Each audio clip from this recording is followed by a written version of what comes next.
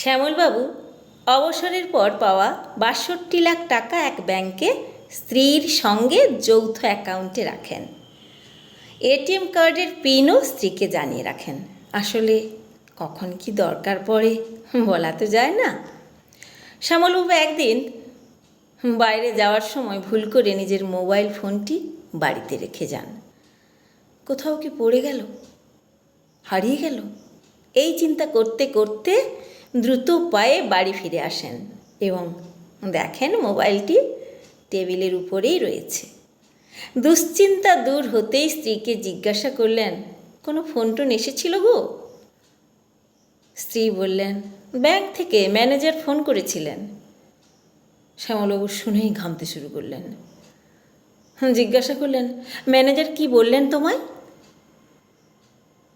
উনি আমাদের যৌথ অ্যাকাউন্ট আপডেট করার জন্য কিছু তথ্য জানতে চাইলেন এবং বললেন একটা ওটিপি যাবে মোবাইলে, সেটা জানালেই অ্যাকাউন্ট আপডেট হয়ে যাবে। স্ত্রী শ্যামলবাবুকে জানালেন। শ্যামলবাবু এসব কথা শুনে অজ্ঞান হয়ে যাওয়ার উপক্রম। সমস্ত সঞ্চয় বোধহয় শেষ হয়ে গেল। গলা শুকিয়ে এলো ওনার। খবরের কাগজে রোজ যা দেখেন, যা সব খবর শুনতে পান আজকাল। উদ্বিগ্ন হয়ে জিজ্ঞাসা করলেন স্ত্রীকে, তুমি কি ওটিপি বলে দিয়েছ? স্ত্রী বললেন, ব্যাংক ম্যানেজার চাইলো, জিজ্ঞেস করলো, আমি কি না জানিয়ে পারি বলো? শ্যামলবাবু চেয়ারে ধপাস করে বসে পড়লেন। দরদর করে ঘামতে শুরু করলেন, নিঃস্ব হয়ে যাওয়ার ভয়ে। ভয়ে ভয়ে মোবাইলটা তুলে নিয়ে অ্যাকাউন্টে ব্যালেন্স চেক করতে লাগলেন। অবাক বিস্ময়ে দেখলেন অ্যাকাউন্টে ৬২ লাখ টাকাই রয়েছে। গ্যাংটি টাকা সরিয়ে নিতে পারেনি। ঘাম দিয়ে যেন জ্বর ছাড়ল শ্যামলবাবুর। নিজেকে সামলে নিয়ে স্ত্রীকে জিজ্ঞেস করলেন, কত নম্বর ওটিপি এসেছিল? স্ত্রী বলল, 8082। 8082।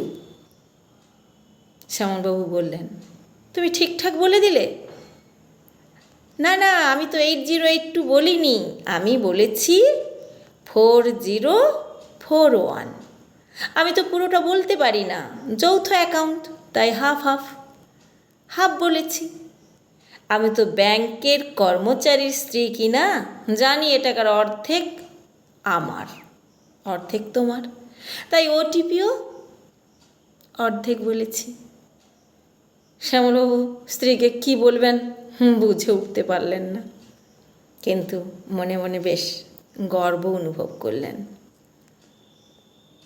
আসলে সব স্বামীরাই বোধহয় এরকম স্ত্রী চান। ভালো লাগলো লেখাটি পাঠ করলাম। নমস্কার।